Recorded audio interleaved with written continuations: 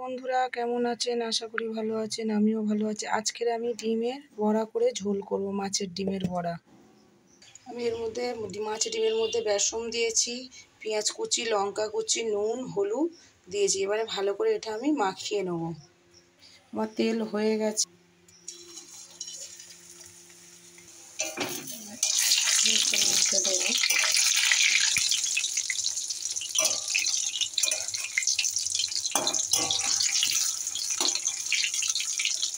ভাজা হয়ে গেছে, এগুলো আমি তুলে নেবো এবারে কড়া থেকে।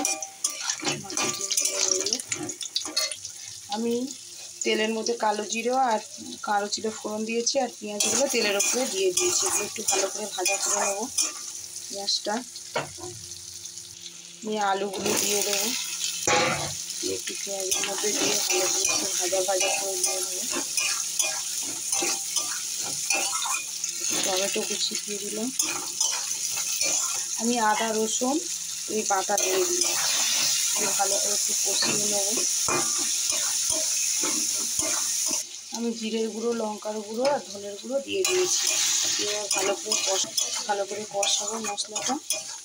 মশলা কষানো হয়ে গেছে, এবারে আমি দিয়ে দেবো জল।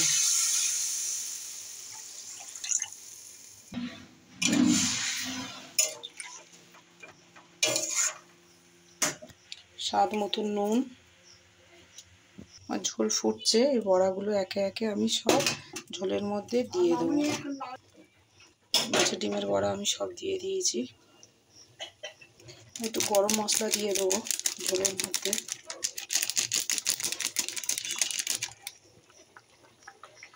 আমার ঝোল হয়ে গেছে।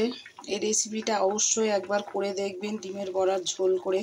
কেমন লাগলো রেসিপিটা অবশ্যই কমেন্ট করবেন, লাইক করবেন, শেয়ার করবেন, সাবস্ক্রাইব করবেন। ভালো থাকবেন, সুস্থ থাকবেন, টাটা।